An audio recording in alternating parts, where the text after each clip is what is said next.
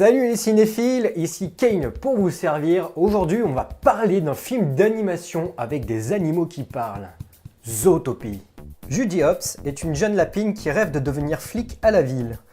Le vrai problème est qu'on n'a jamais accepté de lapin dans la police de Zootopie, la ville où se mêlent proies et prédateurs en paix depuis plusieurs siècles.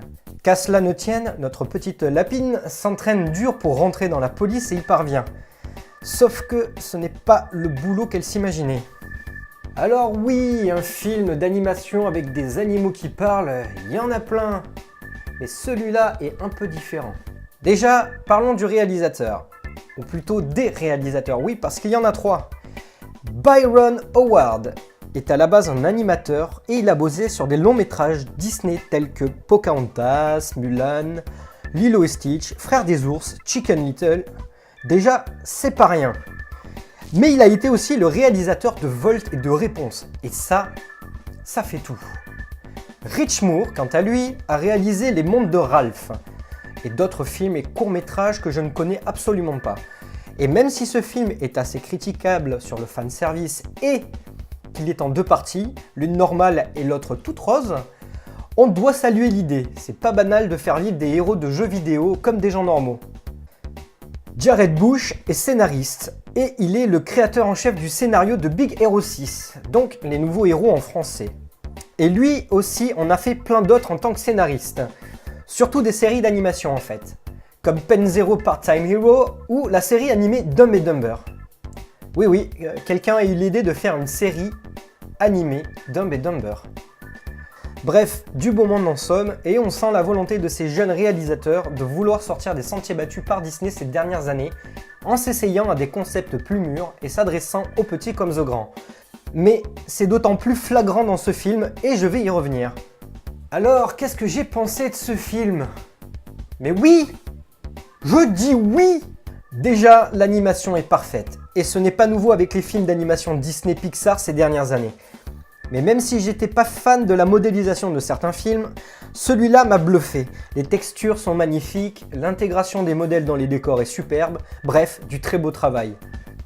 Et la réalisation est digne d'un vrai film d'action. C'est bien simple, ce film respecte plus les codes du cinéma que ceux d'un Disney classique. Et ça chante pas! Qu'est-ce que ça fait du bien! Bon, sauf Shakira, mais même ça m'a pas trop choqué vu qu'elle fait partie de l'univers en tant que star de Zootopie et qu'elle se met pas à chanter comme ça, d'un coup, en allant acheter son pain ou en allant chercher son courrier. Alors je parle de Shakira qui a prêté sa voix au personnage de Gazelle, mais qu'en est-il du doublage?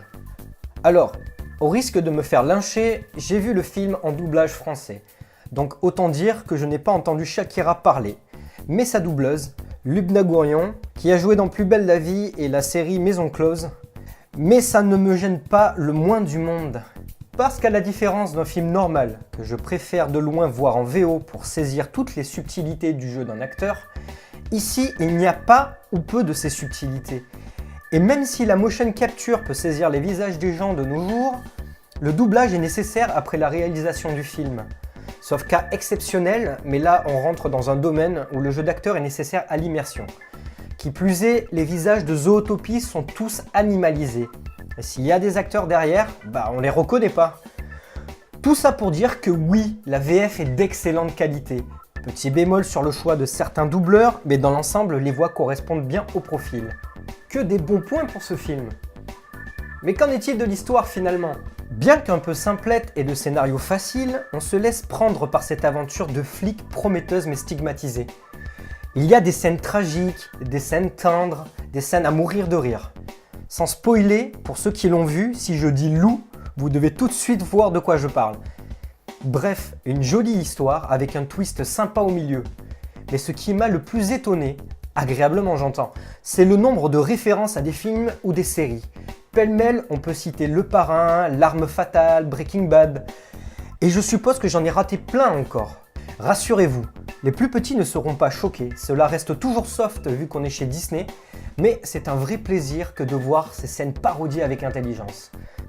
Alors, vu que je sors cette critique très en retard, est-ce que Zootopie mérite son succès dépassant même Deadpool au box-office?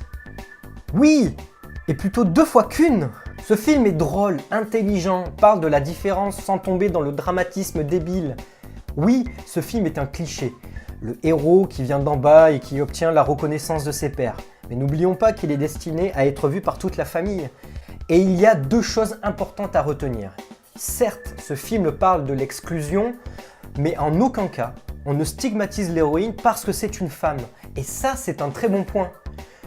La deuxième, c'est de montrer qu'avec de la volonté, on peut s'approcher de ses rêves. Et ça, c'est beau. Bon, c'est cliché, mais ça marche. En bref, bravo Disney. Cette critique est désormais terminée, j'espère qu'elle vous aura plu. Désolé de mon absence un peu prolongée, je vous promets de me rattraper sur les sorties cinéma de ces prochains jours. En attendant, n'hésitez pas à partager, à liker et je vous dis à bientôt pour une prochaine vidéo. Ciao!